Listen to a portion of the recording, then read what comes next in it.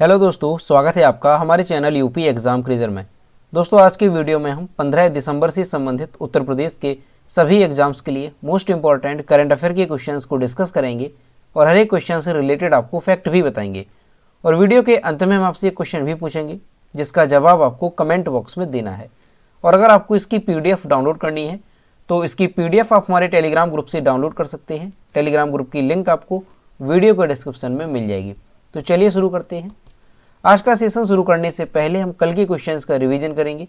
कल का पहला क्वेश्चन है, हाल ही में किस राज्य सरकार ने राष्ट्रीय खाद्य सुरक्षा अधिनियम के अंतर्गत निःशुल्क राशन वितरण महाअभियान का शुभारंभ किया? इसका जो करेक्ट आंसर है वो है option number B, Uttar Pradesh सरकार ने। अगला क्वेश्चन है, हाल ही में किसने श्री काशी विश्वनाथ धाम कॉरिडोर देश को समर्पित किया? इसका जो करेक्ट आंसर है वो है ऑप्शन नंबर सी, प्रधानमंत्री श्री नरेंद्र मोदी ने। और दोस्तों, उत्तर प्रदेश करंट अफेयर की लास्ट 10 मंथ की अगर आपको PDF डाउनलोड करनी है तो इसकी लिंक आपको वीडियो के डिस्क्रिप्शन में मिल जाएगी। वहां से आप इस PDF को डाउनलोड कर सकते हैं। इस PDF में हमने जनवरी से लेकर के अक्टूबर 2021 तक यानी लास्ट 10 मंथ के उत्तर प्रदेश करंट अफेयर के सभी इंपोर्टेंट क्वेश्चंस को विस्तार पूर्वक बताया है। और दोस्तों, इसके साथ ही अगर आपको नवंबर महीने की उत्तर प्रदेश करंट अफेयर की PDF डाउनलोड करनी है तो उसकी लिंक भी आपको वीडियो के डिस्क्रिप्शन में मिल जाएगी। तो वहां से आप ये दोनों PDF डाउनलोड कर सकते हैं। और दोस्तों, PDF डाउनलोड करने में अगर कोई भी प्रॉब्लम होती है या फिर आप PDF डाउनलोड नहीं कर पाते हैं तो साइट पर आपको WhatsApp नंबर और ईमेल मिल जाएगा जिस पर आप कांटेक्ट कर सकते हैं। अगला क्वेश्चन है, हाल ही में संसद ने रायबरेली सहित कितने फार्मास्यूटिकल शिक्षा और अनुसंधान संस्थानों को राष्ट्रीय महत्व के संस्थान का दर्जा देने के लिए national institute of pharmaceutical education and research विधेयक 2021 पारित किया है? इसका जो करेक्ट आंसर है वो है ऑप्शन नंबर सी, 6 संस्थानों को। अगला क्वेश्चन है, किस राज्य में देश का दूसरा वर्ल्ड क्लास रेलवे स्टेशन बनाया जाएगा? इसका जो करेक्ट आंसर है वो है ऑप्शन नंबर बी, राजस्थान में। अगला क्वेश्चन है, जेरेमी लाल रिनगुना ने राष्ट्रमंडल चैंपियनशिप में कौन सा पदक जीता? तो इन्होंने स्वर्ण पदक जीता है यानी ऑप्शन नंबर इसका करेक्ट हो जाएगा। अगला क्वेश्चन है, यूनिसेफ का नया कार्यकारी निदेशक किसे नियुक्त किया गया? इसका जो करेक्ट आंसर है वो है option number A, Catherine Russell को। अगला क्वेश्चन है, एशिया युवा पैरा खेल 2021 में किस देश ने सबसे ज्यादा पदक जीते हैं? तो ये जीते गए हैं ईरान के द्वारा यानी ऑप्शन नंबर सी इसका करेक्ट होगा। और कितने, तो ध्यान रखना है 122। अगला क्वेश्चन है, कलिंग साहित्य पुरस्कार 2021 से किसे सम्मानित किया गया? इसका जो करेक्ट आंसर है वो है ऑप्शन नंबर डी, श्रीनिवास उदगाता को। अगला क्वेश्चन है, किस राज्य में DRDO ने ब्रह्मोस सुपरसोनिक क्रूज मिसाइल के हवाई संस्करण का परीक्षण किया? इसका जो करेक्ट आंसर है वो है ऑप्शन नंबर बी, ओडिशा में। तो दोस्तों, ये थे कल के क्वेश्चंस जिसका हमने रिवीजन किया। अब हम शुरू करते हैं आज का सेशन। आज का पहला क्वेश्चन है, हाल ही में किस संस्थान ने 90 सेकेंड में मिट्टी की उर्वरता का पता लगाने के लिए उपकरण विकसित किया है? इसका जो करेक्ट आंसर है वो है option number D, IIT Kanpur संस्थान ने। भारतीय प्रौद्योगिकी संस्थान कानपुर यानी IIT कानपुर ने एक पोर्टेबल सॉइल टेस्टिंग उपकरण विकसित किया है जो एक एम्बेडेड मोबाइल एप्लीकेशन के माध्यम से केवल 90 सेकेंड में मिट्टी की उर्वरता का पता लगा सकता है। इस यंत्र में गुणवत्ता का पता लगाने के लिए नमूने के रूप में 5 ग्राम मिट्टी का उपयोग करना पड़ता है। अपनी तरह का पहला आविष्कार नियर इंफ्रारेड स्पेक्ट्रोस्कोपी तकनीकी पर आधारित है जो गूगल प्ले स्टोर पर उपलब्ध भू परीक्षक नामक एक एम्बेडेड मोबाइल एप्लीकेशन के साथ स्मार्टफोन पर रियल टाइम मिट्टी की विश्लेषण रिपोर्ट प्रदान करता है। तो दोस्तों, ये क्वेश्चन मोस्ट इंपॉर्टेंट है, इसे आपको अच्छे से ध्यान रखना है। तो आपको कौन कौन से पॉइंट्स ध्यान रखने हैं? तो सबसे पहला तो कि किस संस्थान ने एक ऐसी डिवाइस, एक ऐसा उपकरण विकसित किया जो कि मात्र 90 सेकेंड में मिट्टी की उर्वरता का पता लगा सकता है? तो ध्यान रखना है IIT कानपुर ने। अब दोस्तों, ये जो डिवाइस है, जो उपकरण है, वो किस तरह से काम करती है? तो इसके लिए क्या करना होगा? तो इसके लिए सबसे पहले जो है अपने स्मार्टफोन में एक एप्लीकेशन डाउनलोड करना होगा। तो कौन सा एप्लीकेशन है? तो उस एप्लीकेशन का नाम भी आपको अच्छे से ध्यान रखना है। तो भू परीक्षक, ये भू परीक्षक नाम से एक एप्लीकेशन होगा जो कि गूगल प्ले स्टोर पर उपलब्ध है। और उसके बाद जो उपकरण है, जो डिवाइस है, उसे इस एप्लीकेशन से कनेक्ट किया जाता है। किस जरिए से? तो ध्यान रखना है, ब्लूटूथ के जरिए इस एप्लीकेशन को उस डिवाइस से कनेक्ट किया जाता है। और उसके बाद जब किसी भी मिट्टी की उर्वरता का पता लगाना होगा तो मिट्टी का जो है 5 ग्राम, मात्र 5 ग्राम मिट्टी को लिया जाएगा और उस डिवाइस में डाला जाएगा। उसके बाद जो डिवाइस होगी वो 90 सेकंड तक परीक्षण करेगी और जो रिजल्ट्स होंगे वो स्मार्टफोन की स्क्रीन पर उपलब्ध करा देती है। तो इस तरह से जो ये डिवाइस है वो काम करती है और इसमें जो है इस डिवाइस को मात्र 90 सेकेंड का समय लगता है। और दोस्तों ये अपनी तरह का पहला आविष्कार है जो कि नियर इंफ्रारेड स्पेक्ट्रोस्कोपी तकनीकी पर आधारित है। अब दोस्तों ये जो उपकरण है ये मिट्टी के 6 महत्वपूर्ण मापदंडों जैसे कि नाइट्रोजन है, फास्फोरस है, पोटेशियम है, कार्बन है, मिट्टी की सामग्री और कटियन विनिमय क्षमता का पता लगा सकता है। और इसके अलावा खेत और फसलों के लिए जो उर्वरकों की आवश्यक खुराक है उसके बारे में ये डिवाइस बताती है। और इसके अलावा आप मिट्टी की उर्वरता कैसे बढ़ा सकते हैं तो वो भी इस एप्लीकेशन के माध्यम से पता लगाया जा सकता है। तो आपको अच्छे से ध्यान रखना है कि इस तरह की जो खास डिवाइस है वो किसने तैयार करी है, तो ये आईआईटी कानपुर द्वारा विकसित की गई है। और दोस्तों आईआईटी कानपुर की अगर बात की जाए तो ध्यान रखना है कि आईआईटी कानपुर की स्थापना कब हुई थी, तो 1959 में। कब हुई थी? 1959 में आईआईटी कानपुर की स्थापना हुई थी।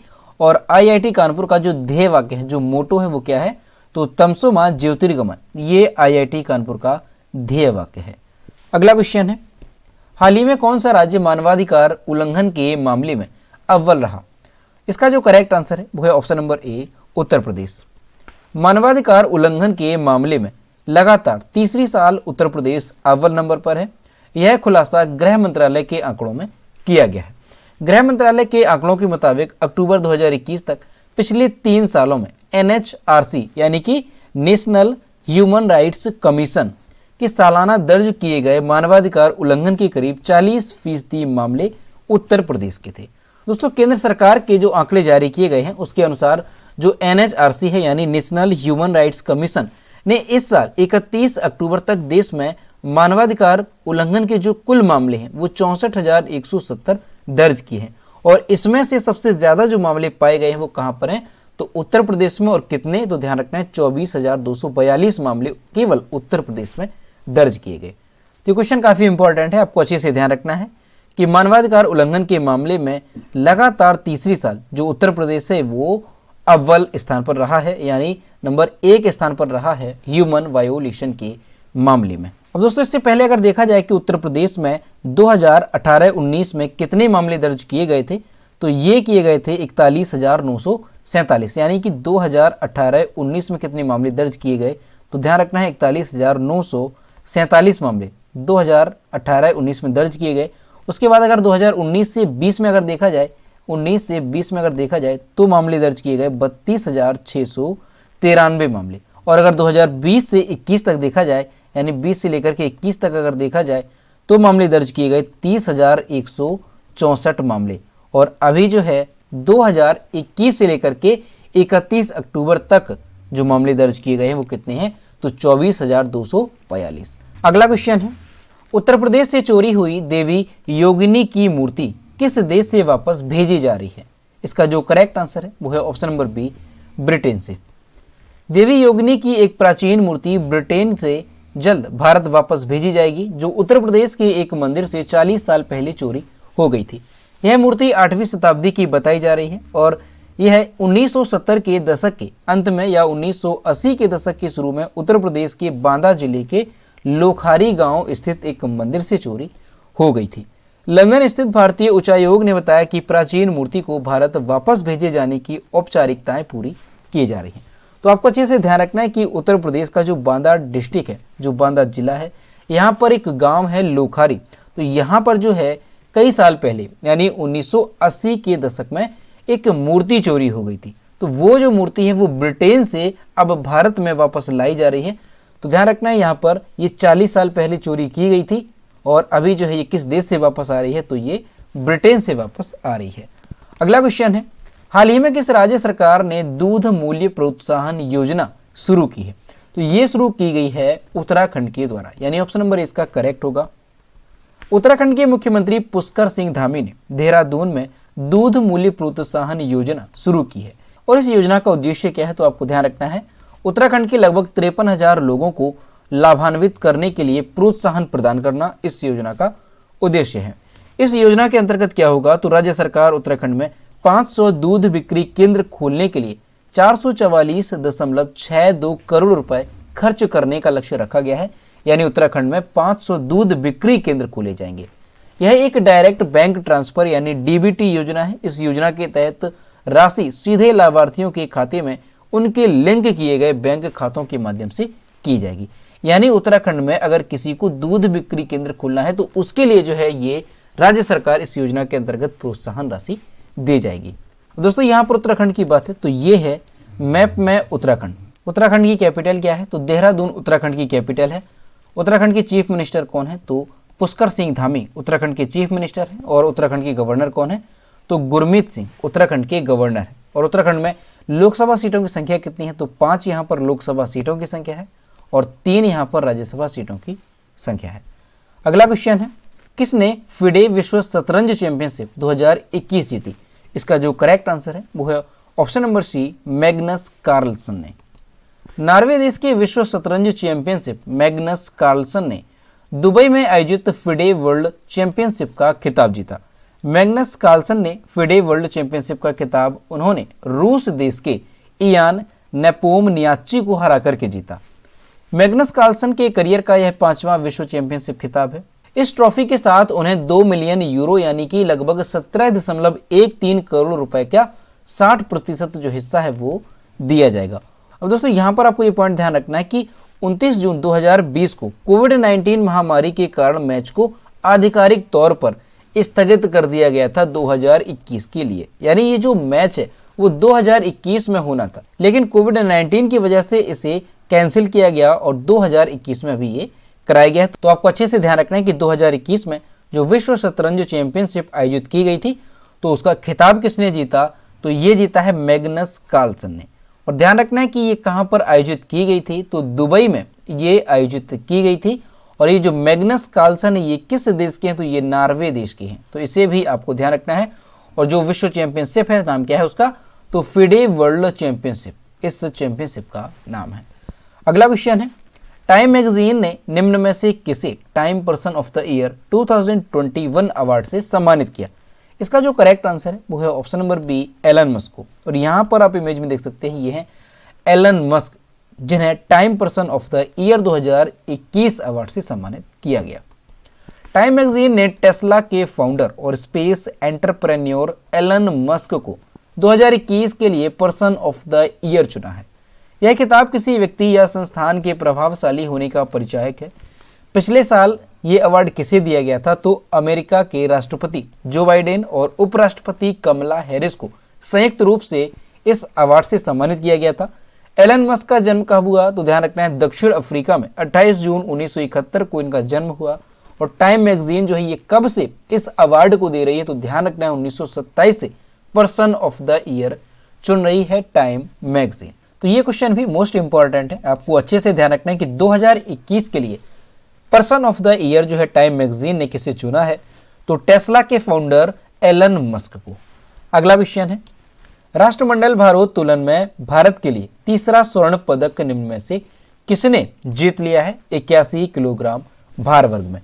इसका जो करेक्ट आंसर है वो है option number C, Ajay Singh ने। दोस्तों राष्ट्रमंडल भारोत्तोलन चैंपियनशिप में भारत ने 3 स्वर्ण पदक जीते हैं और अभी जो अजय सिंह हैं उन्होंने पुरुषों की 81 किलोग्राम भार वर्ग में स्वर्ण पदक जीता है, जो कि भारत के लिए तीसरा स्वर्ण पदक है। अजय ने कुल 322 किलोग्राम भार उठाया और इस दौरान स्नैच में 147 किलोग्राम के प्रयास के साथ राष्ट्रीय रिकॉर्ड बनाया। उन्होंने गोल्ड जीतने के साथ ही अगले साल बर्मिंघम में होने वाले राष्ट्रमंडल खेलों के लिए सीधे क्वालिफाई कर लिया है। भारत की तरफ से अब तक कुल 3 भारोत्तोलक 2022 राष्ट्रमंडल खेलों में जगह बना चुके हैं। तो अब यहाँ पर आपको अच्छे से ध्यान रखना है कि भारत ने जो 3 स्वर्ण पदक जीते हैं तो वो 3 स्वर्ण पदक किसके द्वारा जीते गए हैं, तो तीनों नाम आपको अच्छे से ध्यान रखने हैं। सबसे पहला नाम है जेरेमी लाल रेनगुना, इन्होंने 67 किलोग्राम भार वर्ग में राष्ट्रमंडल खेलों में स्वर्ण पदक जीता। दूसरा नाम ध्यान रखना है अंचिता श्यूली, इन्होंने 73 किलोग्राम भार वर्ग में स्वर्ण पदक जीता है। और अभी जो अजय सिंह हैं इन्होंने 81 किलोग्राम भार वर्ग में स्वर्ण पदक जीत लिया है। और इसके साथ ही आपको ध्यान रखना है जो राष्ट्रमंडल खेल हैं ये कहां पर आयोजित किए जा रहे हैं, तो उज्बेकिस्तान के ताशकंद में। कहां पर? ध्यान रखना है, उज्बेकिस्तान के ताशकंद में ये खेल आयोजित किए जा रहे हैं। और कब से कब तक इनका आयोजन किया जाएगा, तो 7 से लेकर के 17 दिसंबर 2021 तक इनका आयोजन किया जा रहा है। अगला क्वेश्चन है, विश्व प्रसिद्ध गौथिक उपन्यास इंटरव्यू विद द वैम्पायर की किस लेखिका का हाल ही में 80 वर्ष की आयु में निधन हो गया? इसका जो करेक्ट आंसर है वो है ऑप्शन नंबर ए, एनी राइस का। विश्व प्रसिद्ध गौथिक उपन्यास इंटरव्यू विद द वैम्पायर की लेखिका एनी राइस का हाल ही में 80 वर्ष की आयु में निधन हो गया। एनी राइस का जन्म 1941 में हुआ था। कहां पर? तो न्यू ऑरलियंस, अमेरिका में इनका जन्म हुआ था और उनके कई उपन्यास इसी स्थान पर आधारित हैं। उनका जो पहला उपन्यास है वो है इंटरव्यू विथ द वैम्पायर, जो कि 1976 में प्रकाशित किया गया था और उसी वर्ष ये बेस्ट सेलर भी बन गया था। इस उपन्यास पर हॉलीवुड अभिनेता टॉम क्रूज और ब्रैड पिट को लेकर के एक फिल्म भी बनाई गई थी। तो इस वजह से इनका जो उपन्यास ये काफ़ी ज़्यादा चर्चा में रहता है। तो आपको ध्यान रखना है कि ये जो उपन्यास है वो किसके द्वारा लिखा गया है, इस तरह से भी क्वेश्चन पूछा जा सकता है, तो एनी राइस। और अगर इस तरह से क्वेश्चन पूछा जाता है कि जो एनी राइस है इनका हाल ही में निधन हुआ, ये किस क्षेत्र से संबंधित है, तो ये एक उपन्यासकार है। और अगर लेखक आता है तो यहाँ पर आपका लेखक सही हो जाएगा। अगला क्वेश्चन है, राष्ट्रीय ऊर्जा संरक्षण दिवस नेशनल एनर्जी कंजर्वेशन डे निम्न में से किस दिन मनाया जाता है? इसका जो करेक्ट आंसर है वो है ऑप्शन नंबर डी, 14 दिसंबर को। हर साल 14 दिसंबर को पूरे भारत में राष्ट्रीय ऊर्जा संरक्षण दिवस मनाया जाता है। राष्ट्रीय ऊर्जा संरक्षण दिवस ऊर्जा दक्षता ब्यूरो द्वारा आयोजित किया जाता है, जो ऊर्जा मंत्रालय के अधीन है। इसका उद्देश्य क्या है, तो ऊर्जा दक्षता और संरक्षण में भारत की उपलब्धियों को प्रदर्शित करना इस दिवस का उद्देश्य है। भारत में ऊर्जा संरक्षण अधिनियम 2001 को ब्यूरो ऑफ एनर्जी एफिशिएंसी द्वारा लागू किया गया था। अब दोस्तों ये जो ऊर्जा दक्षता ब्यूरो है ये एक संवैधानिक निकाय है जो भारत सरकार के अंतर्गत आता है और ऊर्जा का उपयोग कम करने के लिए नीतियों और रणनीतियों के विकास में मदद करता है। यानी जो ऊर्जा दक्षता ब्यूरो है इसके द्वारा ही राष्ट्रीय ऊर्जा संरक्षण दिवस का आयोजन किया जाता है। तो अच्छे से ध्यान रखना है कि हर साल 14 दिसंबर को पूरे भारत में राष्ट्रीय ऊर्जा संरक्षण दिवस मनाया जाता है।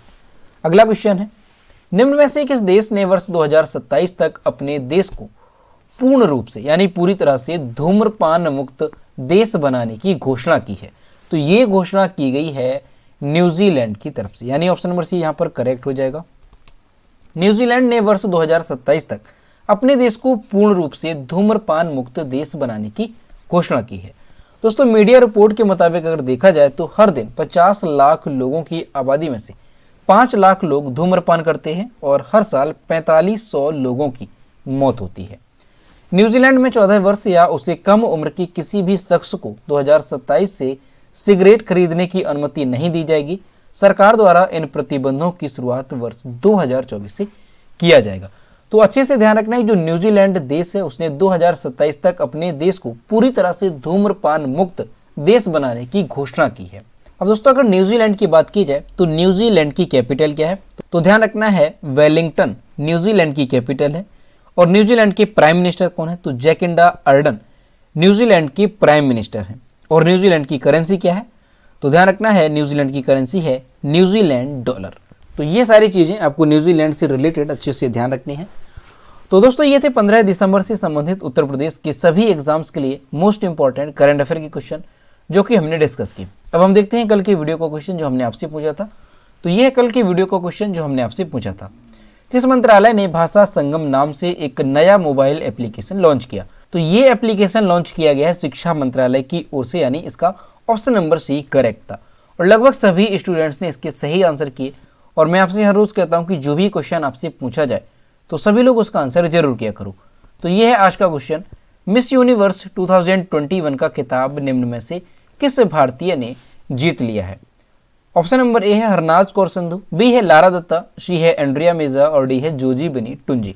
तो इसका जो भी करेक्ट आंसर है वो आपको कमेंट बॉक्स में बताना है। तो दोस्तों अगर आपको इसका वीडियो पसंद आया हो तो वीडियो को लाइक करें, शेयर करें और अगर अभी तक हमारे चैनल पर नए हैं तो चैनल को सब्सक्राइब करना ना भूलें साथ ही बेल आइकन को भी प्रेस करें ताकि टाइम टू टाइम नोटिफिकेशन आप तक पहुंचता रहे। तो मिलते हैं नेक्स्ट वीडियो में। Thank you.